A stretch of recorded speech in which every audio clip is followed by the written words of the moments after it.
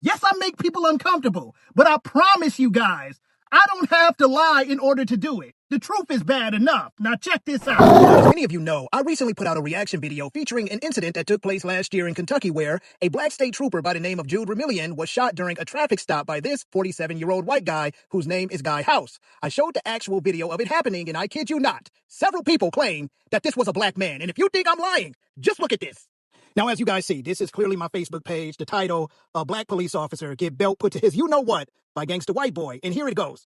AJ Perry said, except it was the black passenger. And 40 people liked that comment. And literally, the police officer was the only black person in that scenario. And that's when I said, this looks like a black man to you? And when I tell you they were so adamant about this man being black, they argue with me. Look, Dustin Hoffman says, let's see the charges then. Looked like the white guy driving got out and ultimately helped, while the black passenger that did the shooting switched seats and drove off. Not that we honestly expect you to say the truth, since you clearly have a you-know-what narrative you're pushing. Literally, like I said, no black people are in that car. Like, this is insane. It's almost scary. It is almost scary how delusional people are. And look, here's another one. At this point, two white guys had to jump in the comments and say something because they couldn't take it either. Joseph Frazier says, AJ Perry, he didn't look black to me. That's right, Joseph, because he wasn't black. Frank Fretellizzi, I think he might be Italian, but he says neither one of the dudes in the truck was black. And for the info, the cop only got hit in the leg. I live a few miles from the airport where it happened. Thank you, Frank.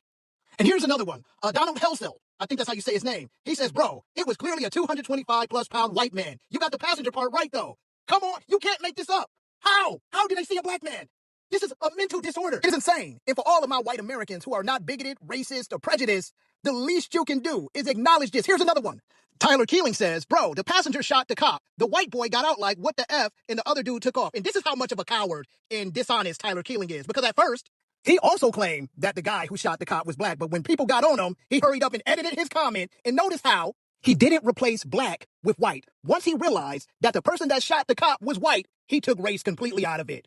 How convenient is that, right? Now, brace yourselves for this last one. And mind you, it's not the last one on my video, but, you know, I'm running out of time. It's the last one I'm about to show you. But watch this, y'all. Andy Trimble says, are you sure that's what happened? Looks like the white guy was hijacked by a black guy, and the black guy shot the officer. And I replied, you are losing your mind, bro, because this is scary at this point. Like, I can't make this up.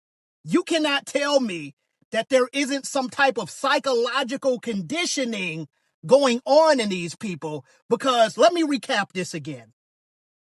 A white guy shot a police officer, and I showed my audience the video, and it was multiple, not just one person that came out and said the person that did it was black. Once again, the video, I showed it.